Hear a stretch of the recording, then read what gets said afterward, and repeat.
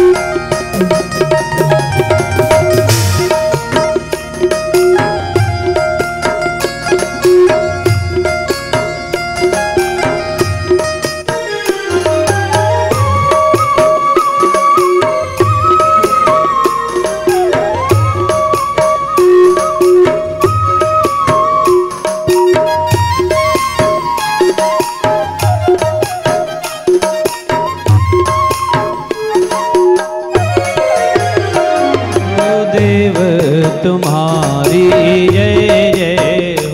गुरुदेव तुम्हारी जय जय हो।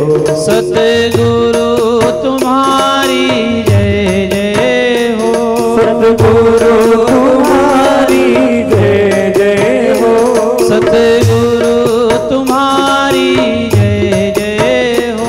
सतगुरु तुम्हारी जय जय हो। दीन दयाल तुम्हारी जय जय हो। दीन दयाल तुम्हारी जय जय हो। दीन दयाल तुम्हारी जय जय हो। दीन दयाल तुम्हारी जय जय हो। सद्गुरुदेव भगवान की जय। भागवत महापुराण की जय। कृष्ण कन्हैया लाल की जय। तो हम जो चर्चा कर रहे थे हमारे अर्चावतार के विषय में, और सचमुच आपके घर में जो लाला है वो आपके लिए पर्सनल भगवान है, आपका अपना भगवान है, जो कि आदमी चाहता है हाँ भगवान मेरी ही सुने, बस मेरे ही साथ रहे। वो आपको भगवान ने सुगमता दी, वो केवल पीतल की मूर्ति नहीं है। इसलिए अब से भगवान की व्यवस्था भगवान के हिसाब से करो, उसको मूर्ति समझकर ना करो, उसको कोई सामान समझकर आप उनकी व्यवस्था ना करो। श्री ठाकुर जी ने ये व्यवस्था हमको प्रदान की और इसके विषय में अनेक कथाएं। अभी हमने आपको ब्राह्मण परिवार चौबे जी की कथा सुनाई और भी ऐसी अनेक कथाएं हैं जहां घर में भगवान का पूजन करते हुए कई लोगों को भगवत कृपा हुई है, भगवान के दर्शन हुए। उसके लिए हमको भगवान को एक बालक के रूप में ही, जो भाव आपका हो, सख्य भाव, अभी गुरुजी ने कहा तो सूरदास जी का था, आपका दास्य भाव हो, सख्य भाव हो, वात्सल्य भाव हो, श्रृंगार भाव हो, मीराबाई के जैसे, आप जो चाहें, जो माने उनको, जैसे भजना चाहे, जैसे पूजना चाहे, किंतु अकेला ना छोड़े, एक सामग्री के तौर पर ना छोड़े। और ये भाव अगर घर में रहेगा ना तो बच्चे अपने आप लग जाएंगे, अपने आप बच्चे जुड़ जाएंगे। तो अपने बच्चों को आज से संध्या की आरती से जोड़ना है। संध्या का समय ऐसा होता है कि 5 मिनट बच्चे दे सकते हैं। और वैसे भी हमारे पूर्वजों ने, बुजुर्गों ने कहा है कि शाम को पढ़ना नहीं चाहिए, खाना नहीं चाहिए, सोना नहीं चाहिए। तो फिर क्या करना चाहिए? जब ये तीनों ही ना हो तो भजन करो ना 5 मिनट संध्या के समय। तो जय जगदीश हरे की आरती सिखाना है बच्चों को, और श्री रामचंद्र कृपालु भजमन, बस इतनी सी स्तुति 2 मिनट की, जिससे हमारे घर में संस्कार का बीज पड़े। कथा की जमावट बड़ी सुंदर है। कल 56 भोग की कथा थी, आज एकादशी के व्रत की कथा, आगे रास की कथा। इस व्यवस्था से आप समझिए, 56 भोग यानी खूब आनंद लो जीवन का। एकादशी का व्रत यानी संयमित भी रहो, केवल खाने में रहोगे तो शरीर भी खराब हो जाएगा।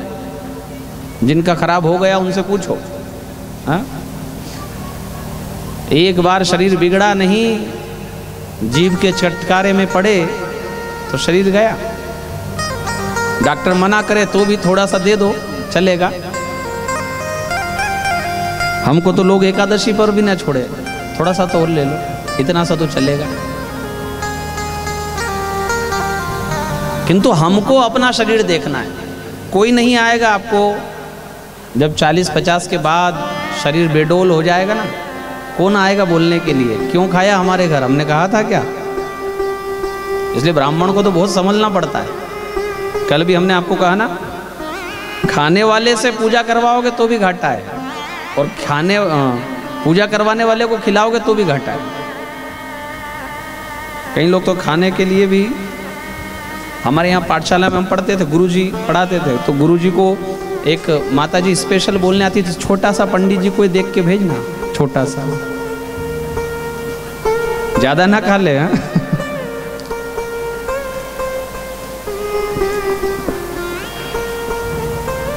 ये कथा की व्यवस्था, 56 भोग की कथा, फिर एकादशी के व्रत की कथा। नंद जी ने एकादशी के व्रत करने की चिंता में आधी रात को जाग गए। राक्षसी वेला में कभी कभी ऐसा होता है, खासकर बुढ़ापे में घड़ी से संबंध नहीं होता है। वो जब जागे तब सवेरे ही समझते हैं, वो बज गई 4, उठो।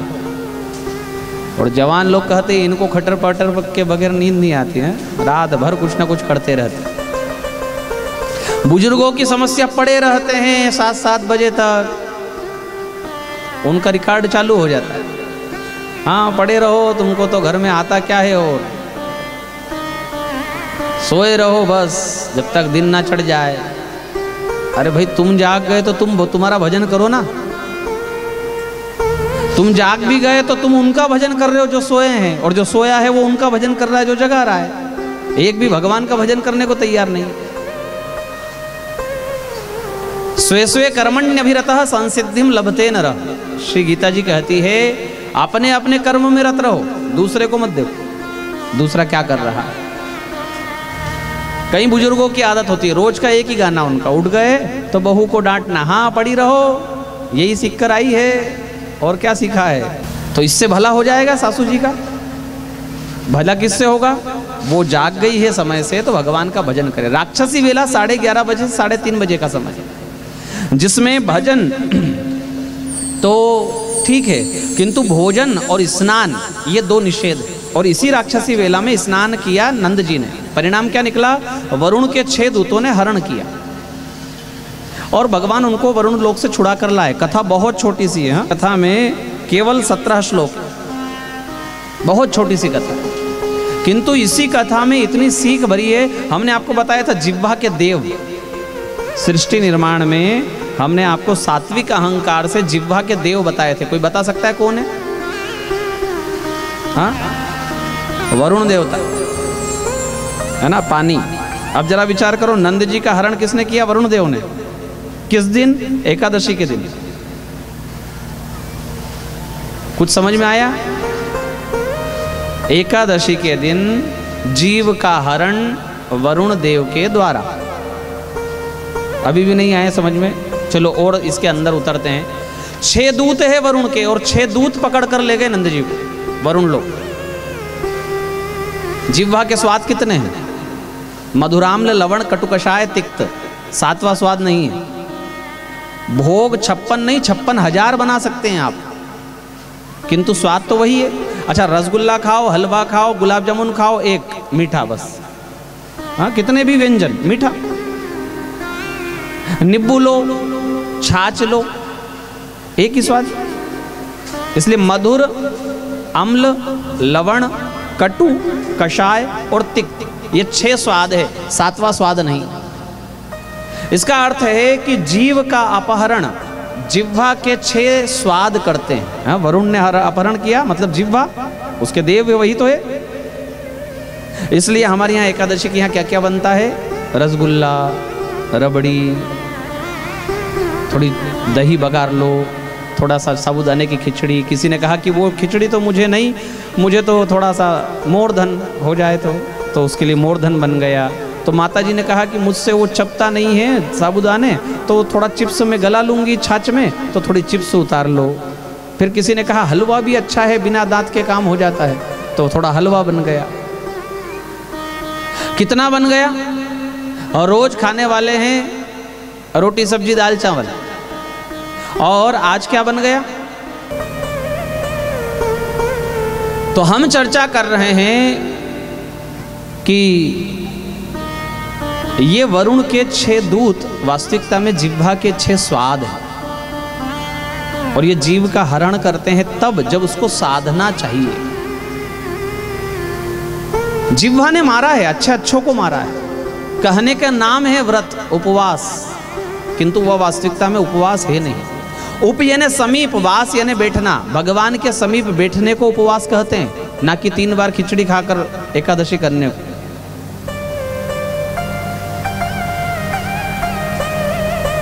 ये साधना का एक पथ है जिसमें जिह्वा को जीता जाए।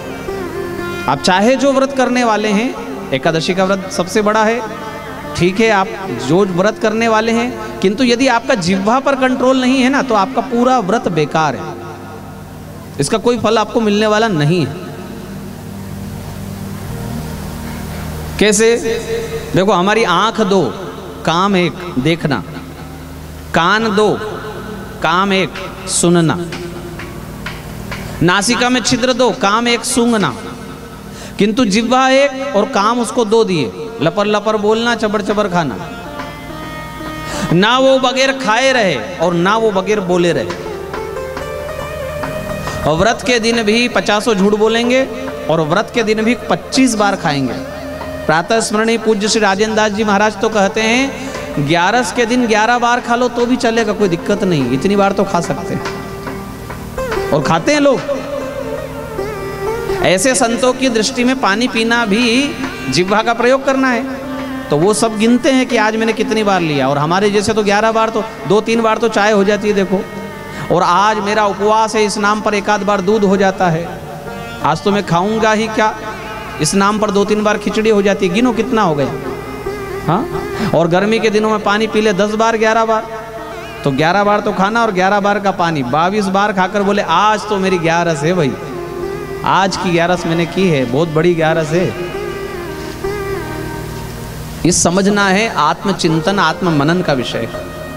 जिह्वा को जीतना ही व्रत का मूल है। व्रत क्या है? जिह्वा को जीतना।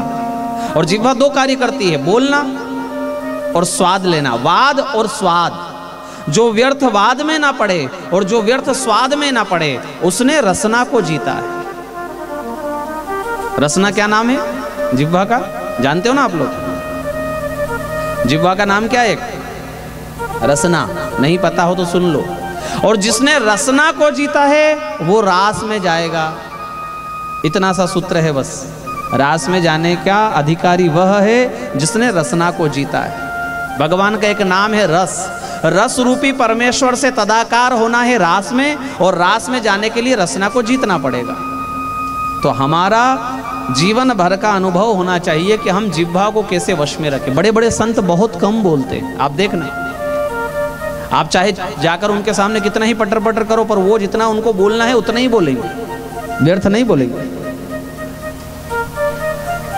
कई लोग तो मौन हैं, हाँ, मौनी बाबा के नाम से जाने जाते हैं। और कई लोग बोलते भी हैं तो उतना ही स्टेज पर ले जाकर बिठा दो तो बोलेंगे, और बस वहां से उतारो फिर कितना ही आप उनको बोलो वो नहीं बोलेंगे। संयमित भोजन, कितनी बार दिन में खाना, ये भी तो कंट्रोल होना चाहिए। कहीं कुछ रखा हुआ दिखा, उठाया खाया, इधर ये दिखा वो उठाया खाया, फ्रिज खोला उसमें से उठाया खाया, 2 बार का भोजन अलग चल ही रहा है। हाँ, सुबह का नाश्ता अलग है ही सही। रास के पहले इस कथा से हमको ये समझना चाहिए कि हम अपने शरीर को पढ़ें, समझें और रसना को जीतें। भगवान का वचन है गोपियों को कि वो रात आएगी जिसका तुमको प्रतीक्षा है। उस दिन मेरी बांसुरी तुमको सुनाई देगी अर्धरात्रि को। यहाँ से रास पंचाध्यायी प्रारंभ होती है। श्री शुक उवाच भगवान पिता रात्रि शरदोत्फुल्ल मल्लिका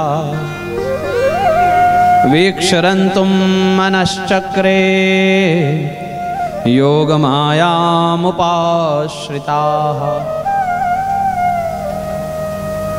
तारात्रि, वो रात आ गई। कौन सी रात? जिसका वचन भगवान ने गोपियों को दिया था। किंतु क्या केवल गोपियों को ही दिया था?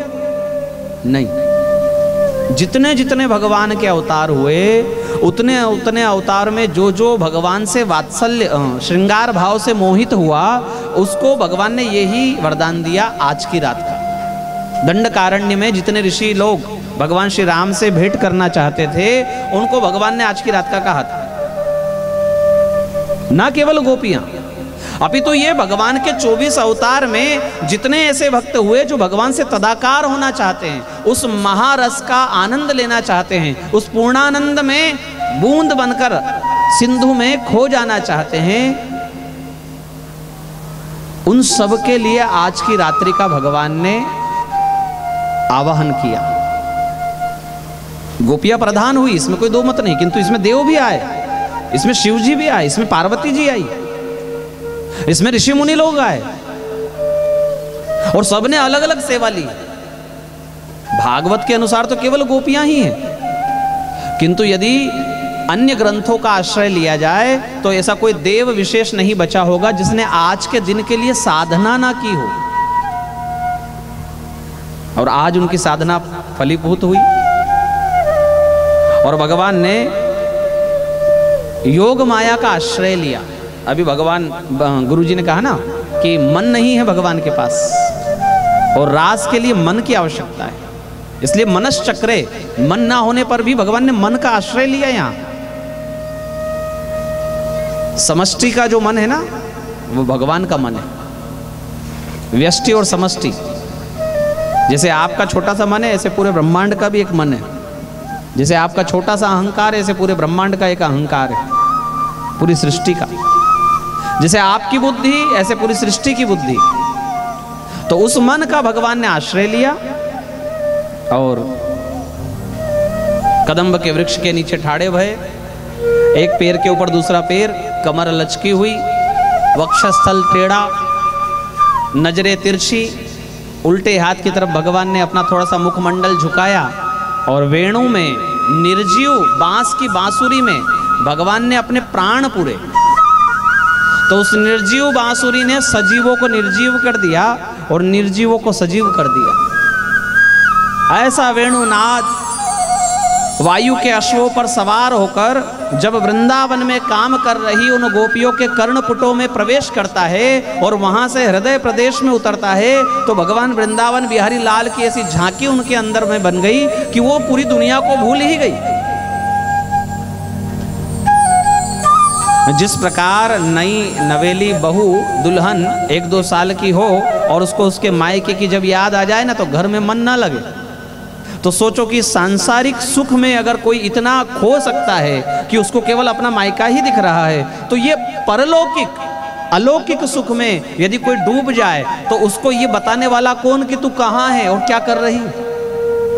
इसलिए सब भूल गई। सुखदेव जी वर्णन करते हैं कि दुय्यंतो भी ययु कश्चित दोहम हित्वा समुत्सुका। एक दूध लगा रही थी, आधा बाल्टी लगा, आवाज आई वेणु की, ढोला दूध को, फेंका, लगा हुआ छोड़कर नहीं गई उसको, बाल्टी को। किसी ने पूछा क्यों नहीं, ऐसा क्यों किया, जितना लगा उतना तो ठीक था। बोले ना, मन यही लगा रहेगा, गाय ने लात तो ना मार दी बाल्टी में, हाँ किसी ने उठाया या नहीं, मैं अपने हाथ से नुकसान करके जाऊं ना। वहां जब भगवान का हाथ मेरे हाथ में होगा तब मुझे ये कहीं थोड़ा बहुत दूध ना याद ना आ जाए। हम जब भगवान की कथा में हो, जब भगवान के आनंद में डूब रहे हो और उस समय हमको थोड़े से पैसे का याद आ जाए तो कि उससे 500 रुपया लेना है, तो नुकसान किसका हुआ बताओ। गोपियों का धन ही दूध है, वो चाहती है कि मैं अपने हाथ से नुकसान करके जाऊं, और वास्तविकता में दान इसी का नाम है। दान क्या है? और दान यही है कि जितना अपने हाथ से कमाया ना, भरपूर दान किया जाए। नुकसान हो जाएगा, कोई छुड़ा लेगा, कोई लूट लेगा, कोई डाका पड़ जाएगा, कोई ठग लेगा, ये तरह तरह के प्रपंच में ना पड़े और केवल अपने हाथ से कमाया। जिस प्रकार से उस गोपी ने अपने हाथ से दूध लगाया और उसको बहा दिया अपने हाथ से, उसी प्रकार अपने हाथ से कमाएं और अपने हाथ से ऐसे खुले मन से बांटें, ताकि जब मरें तब ये ध्यान ना रहे कि वो थोड़ा सा पैसा उससे लेना है। देने से मन बड़ा होता है। देखो, माताओं के लिए पहली चीज हो गई धन, तो सुखदेव जी ने दूध का उदाहरण दिया। माताओं के लिए दूसरी चीज है श्रृंगार। तो सुखदेव जी क्या कहते हैं कि परिवेशान अधित्वा, उल्टे ही कपड़े पहन लिए, साड़ी उल्टी, अंतरंग के वस्त्र उल्टे, इतना डूब गई। वरना माताएं तो कथा में भी आए तो 3 बार कांच को देखे सामने, हाँ कैसी लग रही होंगी, किंतु वो तो भूल गई कि हम कहाँ जा रहे हैं, क्या पहनना है हमको। एक तो काजल लगा रही थी तो जल्दबाजी में आंखों के काजल को होठों पर लगा लिया, और एक सखी ने होठों की लालिमा को आंखों में सजा लिया। एक रेक बनाने लगी काजल की, तो इधर की बड़ी हो जाती, इधर की छोटी, इधर की बड़ी करने जाए तो इधर की छोटी हो जाती। बेचारी 2-3 बार परेशान हुई। समय जा रहा है तो तुरंत उसने काजल की डिबिया को ही लेकर पूरे मुंह पर, किसी ने कहा कि इससे तो पहले ही अच्छी लग रही थी, ये काला मुंह करने की क्या आवश्यकता थी। तो वो बड़ा सुंदर जवाब देती है कि सखी, मैं कैसी दिख रही हूं ये लोग देखते हैं जमाने के, मेरा कृष्ण तो काया नहीं कलेजे को देखता है। हाँ, मैं काली हूं या गोरी उसको फर्क नहीं पड़ता।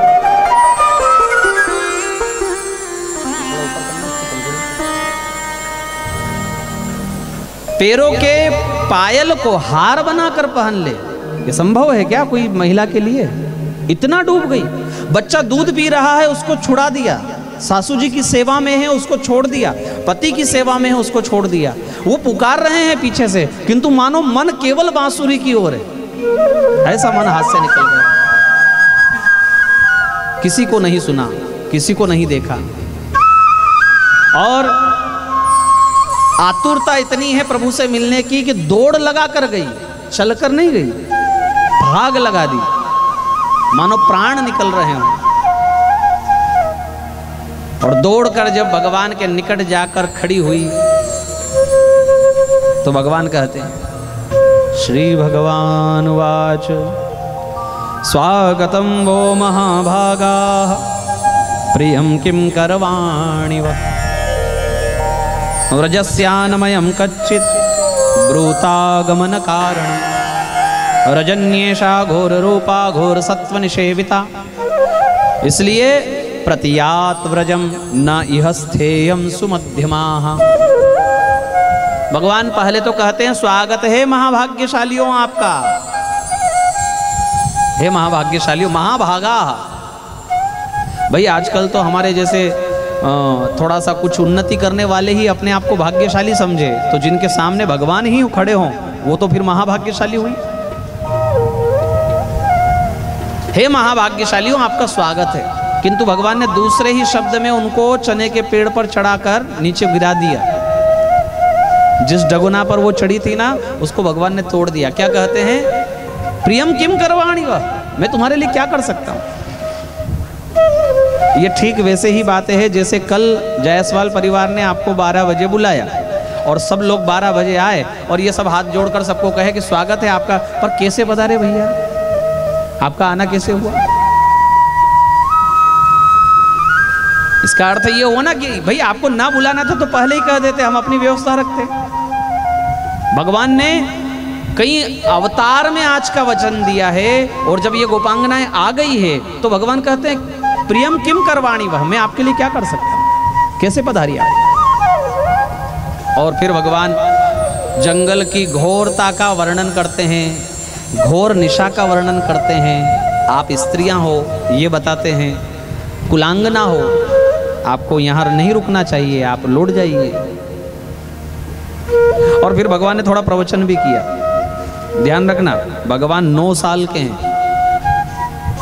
9 साल का कोई बच्चा आपका हो तो उसको ध्यान में लाओ और फिर विचार करो कि 9 साल का बच्चा कितना बड़ा होता है, और यदि वो ऐसा प्रवचन करे उनको जिनके इनके बराबर के बच्चे हों तो कैसा लगेगा। क्या कहते हैं भगवान कि यदि पति पंगु भी हो, पागल भी हो और दुश्शील दुर्भग वृद्ध और जड़ भी हो तब भी पति का त्याग नहीं करना चाहिए, सास ससुर की सेवा करनी चाहिए। अच्छा गोपियां क्यों नहीं बोल रही है, क्योंकि गोपियों की श्वास फूली हुई है, दौड़कर आई ना घर से, थोड़ा श्वास में श्वास आए तो इनकी बात का जवाब दे। बेचारी ऊपर नीचे तो श्वास हो रही है, इसलिए भगवान ने प्रवचन शुरू कर दिए। भगवान ने सोचा अच्छा अवसर है। जब गोपियों की श्वास में श्वास आई तो एक कहती है क्यों रे क्यों वापस जाएं, किसके लिए जाएं, और वहां जाकर क्या पाएंगी। सारे लौकिक धर्म पारलौकिक में समाहित होते हैं। जैसे अनेक अनेक नदियां समुद्र में समाहित होती है, ऐसे ही अच्छी प्रकार से पति की सेवा भी तुझ में आकर मिलती है, अच्छी प्रकार से घर की देखरेख भी तुझ में आकर मिलती है, अच्छी प्रकार से माता पिता की सेवा भी तुझ में आकर मिलती है। तो एक हम तुझे ही सेवा कर लें तो क्या हमारा कार्य पूरा नहीं हो जाएगा। यहाँ रास प्रारंभ होता है और गोपियों को ध्यान आता है कृष्ण मेरे हैं। गोपियों को क्या भान होता है, कृष्ण मेरा है, इसलिए भगवान अंतर ध्यान हो जाते हैं। कोई मंदिर बनवा दे और फिर कहे मंदिर मेरा है, अच्छी बात है क्या, आप बनवाओ, अच्छी बात। कथा देखो हो रही है और कथा करवाए और फिर कहे कथा हमारी ही है, हम जैसे चाहेंगे वैसे काम होगा। वास्तविकता में मंदिर, भगवान की कथा, ये सबके लिए। और जिस प्रकार से निर्वाह जायसवाल परिवार ने किया, इसी प्रकार से हमने कई जगह पर कथा की। कई लोगों को ऐसा भाव आ जाता है कि हम करवा रहे हैं, हम पैसा लगा रहे हैं, तो हम हमारे हिसाब से करेंगे। प्रत्येक व्यक्ति का ध्यान रखना ही वास्तविकता में कथा है। मंदिर आप बनवाओ, भगवान ने आपको पैसा दिया तो आप मंदिर बनवाओ, किंतु आप ये कहो कि हमारा मंदिर है, आप नहीं आ सकते, अभी मत आओ, हम जब बोले तब आओ, ऐसा नहीं हो सकता। इसलिए गोपियों को क्या भाव आया, कृष्ण मेरे हैं, और भगवान अंतर ध्यान हो गए। गोपियां अकेली पड़ गई उस वन में, एक तो स्त्रियां, ऊपर से घंघोर जंगल और रात्रि का समय। क्योरी कहाँ गया वो, एक दूसरे से पूछने लगी। तो एक कहती देखो पेड़ है ना उसके पीछे छिपा है, यही तो किया है उसने आज तक, माखन चुरा कर छिप जाया करता है, चलो वहां चलते। सबकी सब वहां गई, भगवान नहीं मिले। तो और आगे अंदर जंगल में एक पत्थर दिखाई दिया, बोले उसके पीछे होगा। और ऐसे करते करते अंदर और अंदर जंगल में जा रही है। इतनी पागल हो गई भगवान श्री कृष्ण में कि पेड़ों से बात करने लगी, चमेली से, तुलसी जी से पूछती है, कच्चित तुलसी कल्याणी, हे कल्याणी, हे तुलसी, तू तो हमारी बहन है ना, तू बता ना कहाँ गए, तुझे तो सब पता है, तेरे बगैर तो वो एक पल नहीं रहते, निश्चित तुझे पता होगा, बता कहाँ गए। गोविंद चरण प्रिय, हे गोविंद के चरणों की प्यारी। इतने में एक हवा का झोंका आया, तुलसी थोड़ी सी हिल गई, तो दूसरी कहती है, तू भी किससे पूछ रही है, अपनी सोतन से, वो कोई बताएगी कहाँ गई। तो एक ने कहा कि छोड़ो, स्त्री जात के पौधों से पूछो ही मत। तो आम के वृक्ष से पूछने लगी, पुरुष जाति से पूछने लगी, उत्तर नहीं मिला, पत्थरों से पूछने लगी।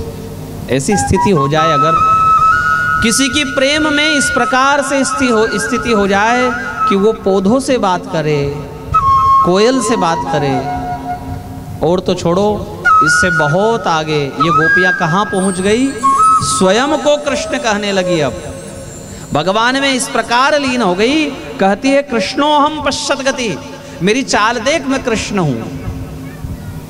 एक काले पत्थर के ऊपर पैर रख दिया अपना और कहती है, एक काली नाग, भाग जा यहां से, अब मेरे ग्वालों को परेशान ना कर। चार गोपियों ने चुनरी पकड़ ली, एक उसके बीच में आके खड़ी हो गई और हाथ लगाकर कहती है, हे वृंदावन वासियों, आ जाओ मेरी शरण में, इंद्र तुम्हारा कुछ नहीं बिगाड़ पाएगा। एक पूतना बन गई और एक उसके ऊपर बैठ गई और कहती है, पूतना, आज के बाद मेरे ब्रजमंडल में आना नहीं कभी। ये लीलाएं करने लगी, अपने आप को कृष्ण कहने लगी और भगवान में लीन हो गई। उस शरीर से और उस स्त्री के शरीर से वह भगवान में लीन हो गई। कितनी ऊंची गति है।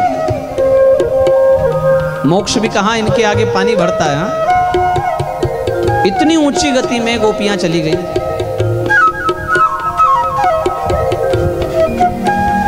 भृंगी नाम का एक कीड़ा होता है, अभी भी ये उदाहरण है, और वह दूसरे कीड़े को अपने जाल में ऐसे पकड़ता है और बार बार उसको डंक मारता है, थोड़े थोड़े समय में।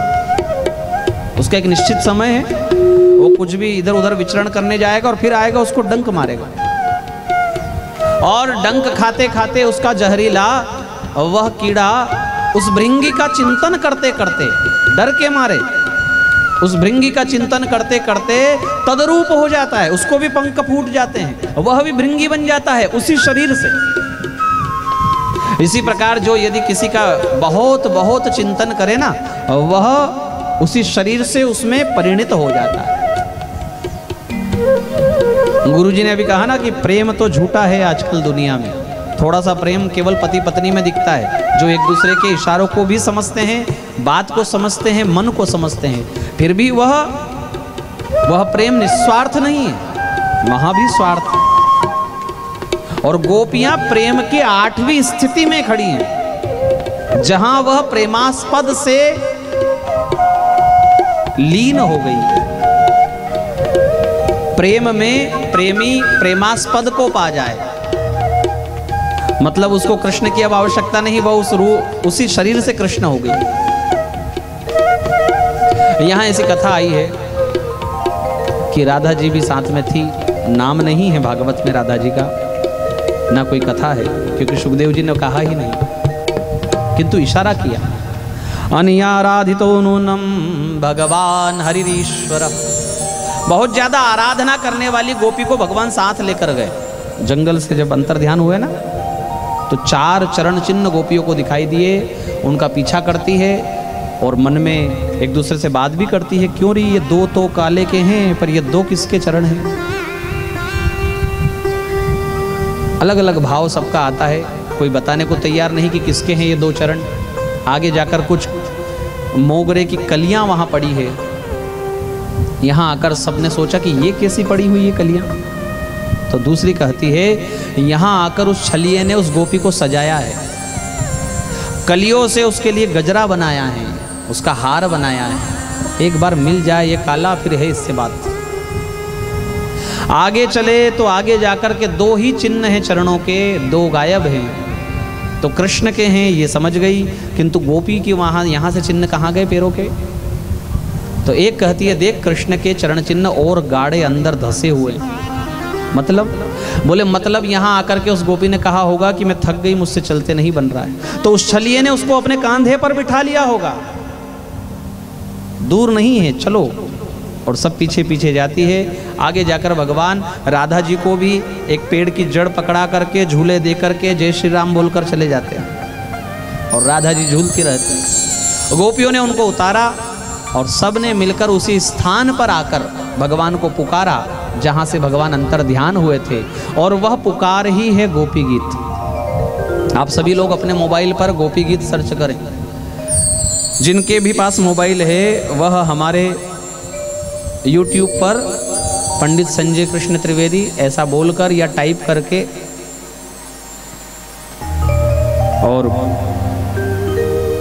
जो कथा रहे ना उसको आप नीचे लाल अक्षर में सब्सक्राइब लिखा है उसको सब्सक्राइब करें ताकि आपको पूरा गोपी गीत भी मिले। आज गुरु जी के आशीर्वचन के कारण हमने इस प्रसंग को थोड़ा छोटा किया और गोपी गीत जरूर हम गाएंगे। जो भी सर्च कर रहे हैं अपने मोबाइल पर पंडित संजय कृष्ण त्रिवेदी, और उसमें जो कथा सामने आती है उसमें सब्सक्राइब करें तो आपको ये प्रसंग पूरा भी मिल जाएगा। जो पढ़ना चाहते हैं अगर कोई गोपी गीत किसी को याद हो नहीं हो तो वो मोबाइल पर गूगल पर सर्च कर ले गोपी गीत। बहुत एक एक श्लोक में गोपियों का भाव है। गोप्यौचुः जयति तेऽधिकम् जन्मना व्रजः श्रयत इंदिरा शाश्वतत्र हि जयति तेऽधिकम् जन्मना व्रजः श्रयत इंदिरा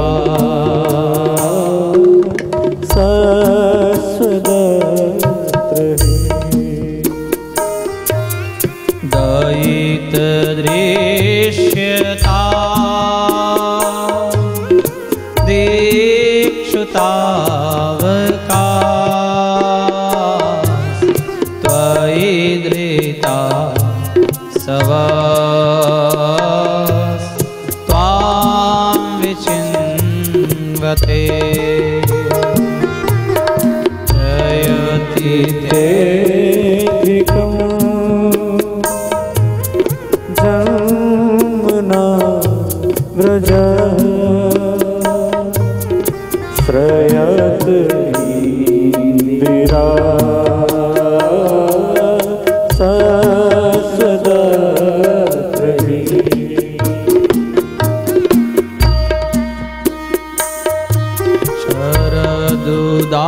शरदुदाशये साधुजात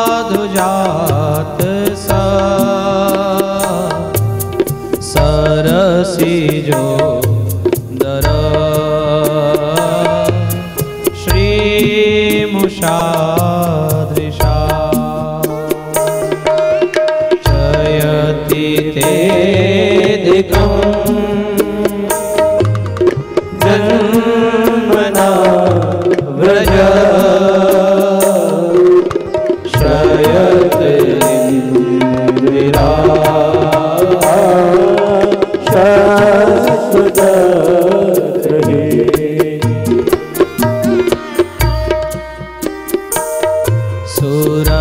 सुरतनाथ ते शुल्कदासिका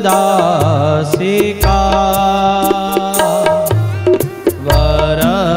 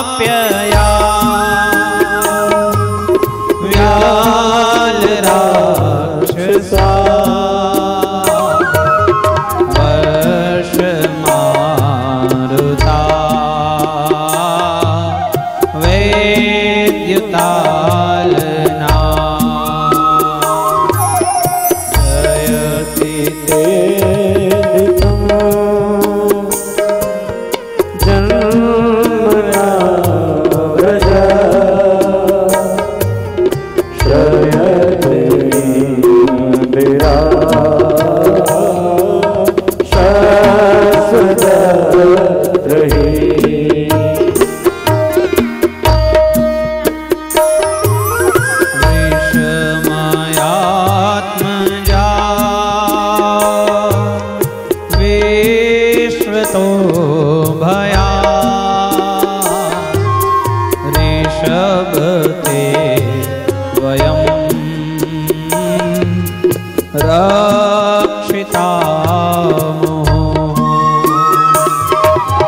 जयति तेऽधिकम् हे गोविंद जन्मना व्रजा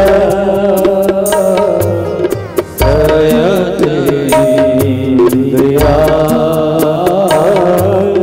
शाश्वतत्रयी।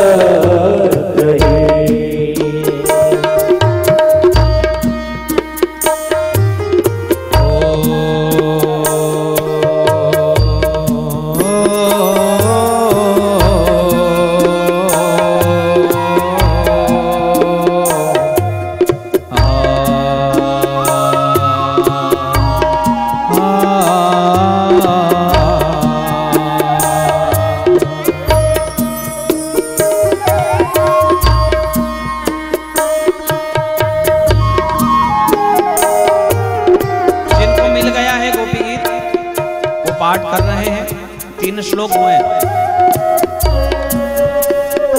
इन 3 श्लोकों का अर्थ समझो।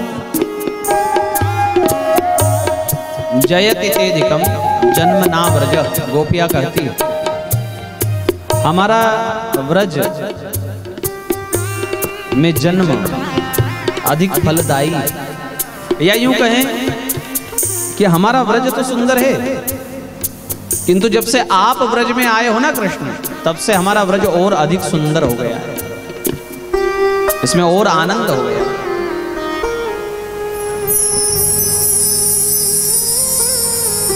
जन्म ना व्रज श्रयत इंदिरा, क्योंकि हमने इसकी सेवा करते हुए देखा है इंदिरा को, लक्ष्मी को। और किसी गांव की, किसी नगर की सेवा लक्ष्मी कैसे करेगी? झाड़ू लगाकर। तो जिस वृंदावन की झाड़ू लक्ष्मी लगाती हो, उस नगर का, उस गांव का क्या कहना, जिसकी सेवा स्वयं लक्ष्मी करती हो। किंतु आप ये जो चले गए हो ना, ये मन को बड़ा दुखी कर रहा है। आप दिख जाओ एक बार, दिक्षु प्रार्थनात्मक शब्द है, दिख जाओ ना प्लीज। दिक्षु तावका, हम तेरी हैं। पहले अहंकार क्या हुआ था कि तू हमारा है, अब कहती है हम तेरी हैं।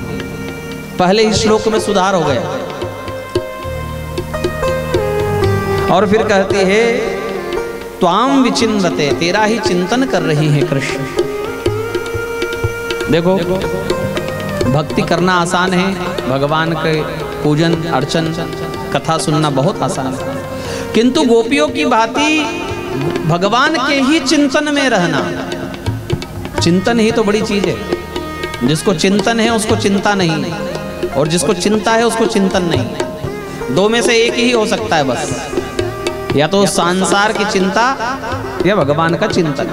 और ये कहती है कि हम तेरा ही चिंतन कर रही है। अच्छा, कितना चिंतन कर रही है इसके विषय में मैंने आपको अभी बताया कि स्वयं ही कृष्ण हो गई। इतना कोई चिंतन करे कि अपने इसी शरीर से कृष्ण रूप में परिणित हो जाए, इतना चिंतन कर रही है। फिर कहती है देख हम तेरी अशुल्क दासिका हैं, दूसरे श्लोक में हम तेरी अशुल्क दासिका हैं। हो गया।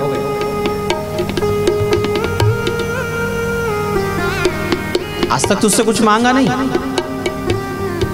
दिया ही है बस, लिया नहीं। ऐसे भक्त भी तो होने भगवान के। एक तो हमारे जैसे हैं जो देते कुछ नहीं, लेते ही रहते हैं। बस बेटे, एक बेटा हो जाए, बेटा हो गया तो बोले वो अच्छा पढ़ ले, पढ़ लिया तो बोले अच्छी नौकरी लग जाए, लग गई तो बोले एक विवाह इसको कन्या और मिल जाए, फिर पोते का मुंह और देख ले। मांगने की लिस्ट इतनी लंबी चौड़ी है कि वो जीवन भर बंद नहीं। किंतु गोपियां ऐसी है जो भगवान से कह रही है हम तेरी अशुल्क दासिका हैं, आज तक तुझसे कुछ मांगा ही नहीं।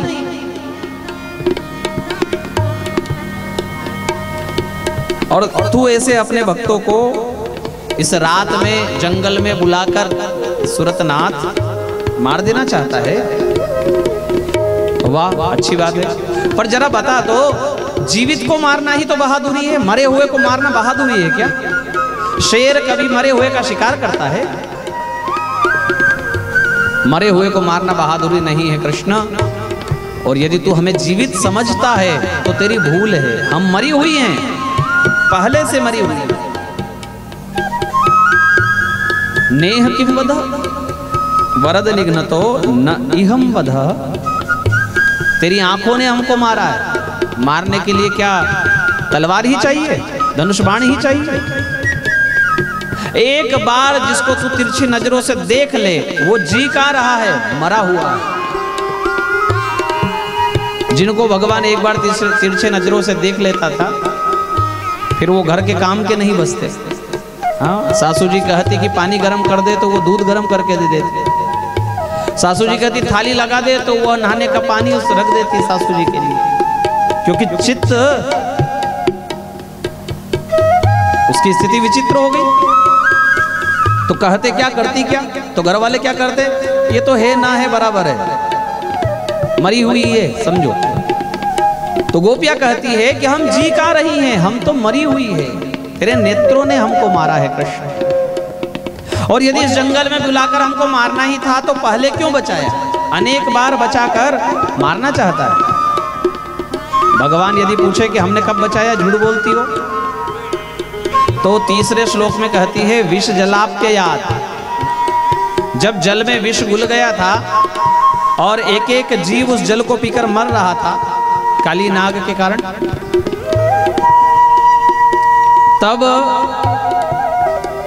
तब आपने उस काली नाग के मस्तक पर क्यों नृत्य किया, क्यों बचाया हमें?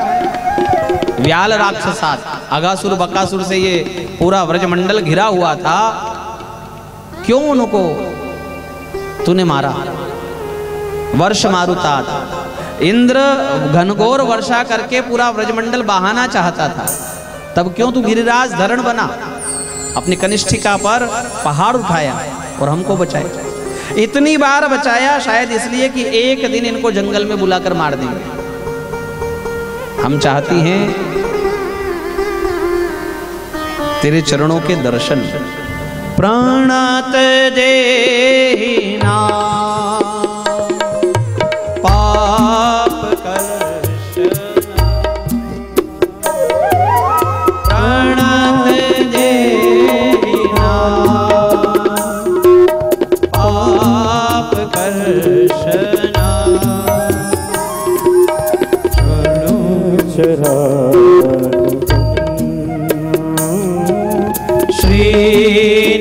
श्रीनिकेतनम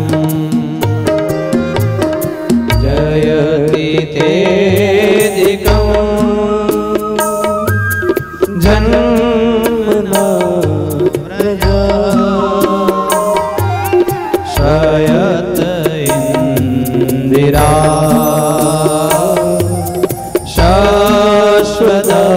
शाश्वतत्रये पाणिपणार्पिता ते पदाम्बुज,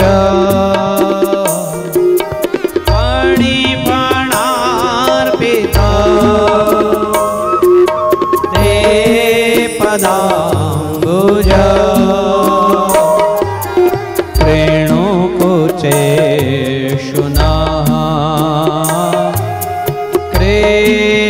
क्रेन्दिरेच्छया जयति तेधिकं। हे गोविंद जन्मना व्रजा शयत इंदिरा शाश्वत।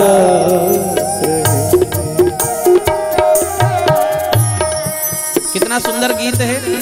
केवल 4 श्लोक गाए हम, 19 श्लोक हैं इसमें, और इसका भाव भी बहुत सुंदर है। ये एकाग्रता का विषय है। जब बिल्कुल कोई छेड़ने वाला ना हो, कोई आगे डिस्टर्ब करने वाला ना हो, तब का विषय है गोपी गीत। अच्छा, इतना सुंदर गीत है, आप इसको अपने मोबाइल की रिंगटोन बना सकते हो। हमारी आवाज में है, अगर आपको किसी को चाहिए तो ले लेना। ये है भीष्म स्तुति है। अगर एकदम से फोन आएगा बजेगा तो ये स्तुति होगी, तो आप तो यूं ही सीख जाओगे श्लोक। 5-25 बार बजेगा तो गोपी गीत रिंगटोन के रूप में है, भीष्म स्तुति है, हमारे कुछ ऐसे भजन है जो बहुत सुंदर है शांत भाव के, वो कई लोगों ने गाने भरवा रखे हैं। हाँ? रिंगटोन में फोन आए तो चाहे जो गाने हैं घर में और वो बजेगा बार बार तो गाने में भी आएगा, और यदि श्लोक भागवत के आएंगे तो गाने में आएंगे, आप सीख जाओगे। ये 7वां श्लोक अभी मैंने गाया, क्योंकि गोपियां चाहती क्या है, क्या मांग रही है भगवान से। पहले तो कह दिया हम तेरी अशुल्क दासिका हैं, तो अब क्यों मांग रही है, क्या मांग रही है? बोले तू काली नाग के मस्तक पर नाचा ना कृष्ण, वो तेरे चरण है ना बहुत सुकोमल है, हमको तो बड़ी पीड़ होती है कृष्ण, सोच कर भी हमको हमारा बड़ा दुख होता है कि तू किस प्रकार नंगे पैर गाय के पीछे पीछे चला होगा वन में। भगवान ने पादुका नहीं पहनी ब्रजमंडल में, तो कंकड़ चुभते होंगे। अरे तेरे सुकोमल चरण में तो दूर्वा भी चुभती होगी, और वही तेरे चरण जो लक्ष्मी का घर है, वही तेरे चरण तूने फण फण पर पधराए काली नाग के मस्तक पर। और देख तो हम चाहती है कि तू अपने चरण हमारे हृदय पर रख दे, तो तू इतना कंजूस है। अरे हमारा हृदय क्या काली नाग से गया बीता है? इतना तो विचार कर कि हमारा हृदय काली नाग से तो गया बीता नहीं। तो भगवान कहते काली नाग का तो मुझे निग्रह करना था, तुम्हारा थोड़ी मुझे निग्रह करना है। गोपियां भी एक कदम आगे भगवान से कहती है, एक काली नाग था तो तू नाचा? बोले हाँ। यदि 2 हुए तो? बोले जल्दी बताओ मैं नाचने आऊंगा। बोले आजा हमारे हृदय में। यहाँ 2 काली नाग है, एक दर्प और एक कंदर्प। दर्प यानी अहंकार, कंदर्प यानी काम। और ये 2 नागों ने हर इंसान को, हर जीव को परेशान किया हुआ। तो तू आजा एक बार, इन नाग पर नृत्य कर जा और इनका दमन कर जा कृष्ण। एक कहती है कि इससे तो अच्छी इसकी कथा है, हम कहें तब आ जाती है, हम कहें तब बंद हो जाती है, हम कहें 22 मई से शुरू तो हो जाती है, हम कहें 28 मई को खत्म तो हो जाती है, पर इसको कहते हैं कि तू आ जा, ये कहाँ आता है? इसलिए एक गोपी ने भगवान को छोड़कर भगवान की कथा की बड़ाई की। तव कथामृता तप्त जीवना कविभिरीडिता कल्मषापहम् जयति तेरिकम् हे कृष्ण जन्मना व्रजः श्रयति इंदिरा सस्वदा रहे। श्रवण मंगला श्रीमदाततम् भुवि गृह्णन्ति ते भूरिदा जनाः।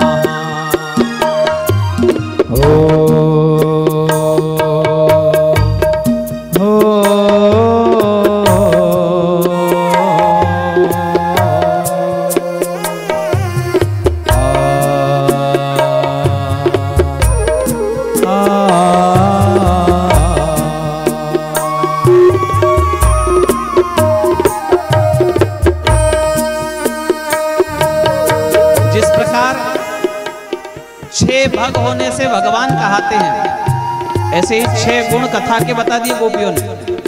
बताओ कौन गोपियों को कहेगा कि ये गाय चराने वाली है? कौन कहेगा गोपियों को कि ये अनपढ़ है? 6 गुण कथा के बता दिए। जिस प्रकार से षड भग है ना भगवान में, जिसके पास धन वो धनवान, ऐसे ही जिसके पास भग वो भगवान। और भग कितने हैं? 6। ऐश्वर्य, यशस्वी, कीर्ति, वैराग्य और धर्म। ये 6 भग जिसके पास है वही भगवान है। बाकी आप किसी को भी भगवान कहते रहो, पर पहले समझो कि ये भग है किसके पास। ऐसे ही 6 गुण बता दिए कथा के, मतलब कथा को भगवान के बराबर कर दिया गोपियों ने।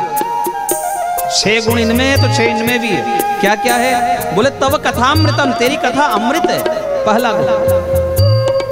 और कैसी है? तप्त जीवनम, सताए हुए लोगों के जीवन को शांत करने वाली। कवियों के लिए तो ये आराधना ही है। कलमशापहम, कलयुग के पाप ताप संताप को धोने वाली है तेरी कथा। 4 गुण। 5वां कहती है श्रवण मंगलम, सुनने मात्र से कल्याण करने वाली है। बताओ, कुछ लेना ना देना, ना कोई टिकट कटवाना, ना कोई रिजर्वेशन करवाना, आकर बैठ जाओ बस जहां जगह मिलेगा। श्रवण मंगलम। श्रीमदाततम, आततम श्रीमद, ब्राह्मणों के लिए तो ये धन ही है। और तूने ब्राह्मणों को ये है ना रिश्वत दी है। एक गोपी कहती है कि ये ब्राह्मणों ने ही हमको मरवाया है, और तू इसकी कथा की बड़ाई ना कर। ना ये बड़ाई के लायक है, ना इसकी कथा बड़ाई के लायक। तू इसकी कथा को अमृत ना बोल, यूं बोल तब कथा मृतम, मारा है तेरी कथा ने। ना सुनती हम तेरी कथा, ना होती आज हमारी ये दशा, ना हम छोड़ती अपना घर, और ना यहाँ आधी रात में वन में भटकती। ये सब तेरी कथा के कारण है। भाई हमारे जैसे कलयुग के सताए हुए लोग, विलासी लोग, हमारे जैसे खाने पाने के जो अधीन हैं, अगर ऐसे धूप में आकर कथा में बैठ सकते हैं, तो उस समय में भगवान के संगिनी रहने वाली वो गोपियों ने आधी रात में वन आ गई। क्या आश्चर्य! तेरी कथा ने हमको मारा है, इसीलिए तो हम इस आधी रात में यहां आई। इसलिए ना ये बड़ाई के लायक है, ना इसकी कथा बड़ाई के लायक है। एक तो कहती है कि ये ब्रह्मा को भी अकल कम है। गोपी गीत में ब्रह्मा जी को गालियां दी। जड़ से पैदा हुआ ना, कमल के फूल से। माँ होती तो अकल होती, इसकी माँ ही कमल है। तो जड़ उदीक्षताम पक्षम कृत दिशाम, हमारी पलके बनाता, इसको जरा भी अकल होती तो। अरे जब नंद नंदन कदम्ब के वृक्ष के नीचे ठाड़े भये और हम उनको अपलक देखती हैं, तब ये जो हमारी पलकें झपकती हैं, तो ये त्रुटि भर का समय है। त्रुटि युगार युते, कहती है युग के समान समय बीतता है। क्या जाने ब्रह्मा कृष्ण के दर्शन किसे कहते हैं। इतना सुंदर विषय है गोपी गीत। और मजे की बात तो यह है कि जिसको बुला रही है ना, जिसके लिए रोम रोम पुकार रहा है, उसका कोई नाम आपने अभी तक इन श्लोकों में नहीं सुना होगा। भगवान के इतने नाम हैं, कोई नाम आपने गोपी गीत में पढ़ा अभी या सुना? 19 श्लोक में एक नाम तक भगवान का नहीं है। मतलब अकड़ भी बराबर है। जैसे पत्नी की अकड़ होती है ना, पति कहीं चला जाए बिना बोले तो आंखें उसी को तलाशती है, पर यदि वो जब आ जाए तो फिर उसको बोलेगी। और बोलेगी भी तो क्या बोलेगी? वहीं रह जाते, आए भी क्यों, नहीं बोलेगी उसको। पानी उसको देगी पीने का, पर बेटे को कहेगी तेरे पापा से बोल ये पानी रखा, चाहे वो वहीं छाती पर खड़ा हो, वो वहीं खड़ा हो। भोजन की थाल लगाएगी तो ऐसे लगाएगी कि उसमें थोड़ी आवाज आ जाए, उसको मान लो पटका हो, तो वो भी समझ लेगा कि ये धुतकारा हुआ भोजन मेरा है। 4 थाली में उसको अपनी थाली परिचय में आ जाएगी। ये प्रेम है, और प्रेम की भाषा विलग।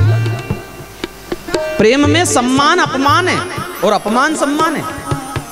पत्नी को तू कह करके अधिकांश लोग कहते हैं।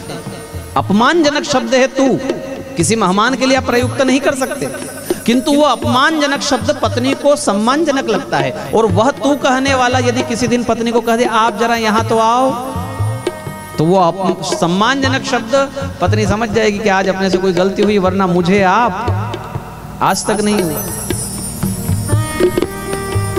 विपरीत है प्रेम की ये भाषा। और ये नगरी प्रेम की है ना, वृंदावन। प्रेम को प्रमुख यही वृंदावन था। गोपियां थक गई, गाते गाते रोने लगी और आंखों से आंसू निकला। इति गोप्यः प्रगायन्त्यः प्रलपत्यंश चित्रधा। रुरुदो सुस्वर राजन कृष्ण दर्शन लालसा। आइए हम भी रास में प्रवेश करें, क्योंकि भगवान का यहाँ प्राकट्य होता है और प्राकट्य के पश्चात सब गोपियाँ भगवान के निकट आती है। थोड़ा सा यहाँ पर सत्संग होता है और इसके पश्चात गोपियों की जो इच्छा है भगवान उसको पूरा करने के लिए रास प्रारंभ करते हैं।